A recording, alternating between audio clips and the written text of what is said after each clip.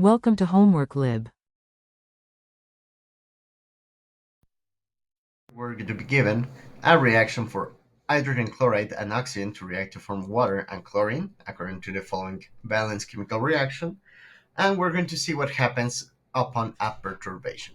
So remember that the Chatelier principle tells us that the equilibrium is going to be shifted towards what is going to make the equilibrium constant closer to reality.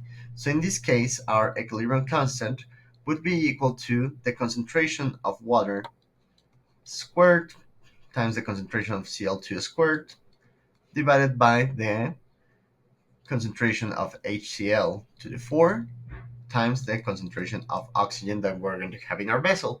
So in this case, the first perturbation is going to be that some Cl2 is going to be added. If some Cl2 is going to be added, what is going to happen is that the value for Q would be larger than the value for the equilibrium constant. So what this means is that the equilibrium should be shifted towards the left, towards the reagents. If the equilibrium shifts towards the left, what is going to happen is that the concentration of HCl and of oxygen will increase.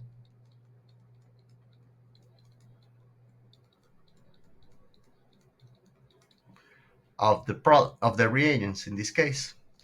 Now, for the second scenario, we're going to see at what happens if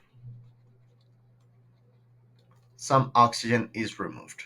So, if oxygen is removed, what happens is that our value for Q is also going to increase. Now we're going to decrease the value of oxygen, so the quotient of concentration is still going to be larger than K.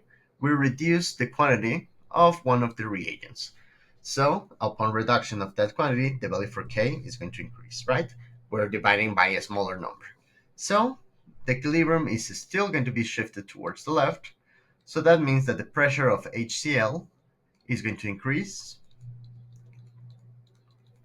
and the pressure of water is going to decrease, since water is one of the products that we're going to have on this reaction. And with that, it would be all. Thank you very much and have a good one.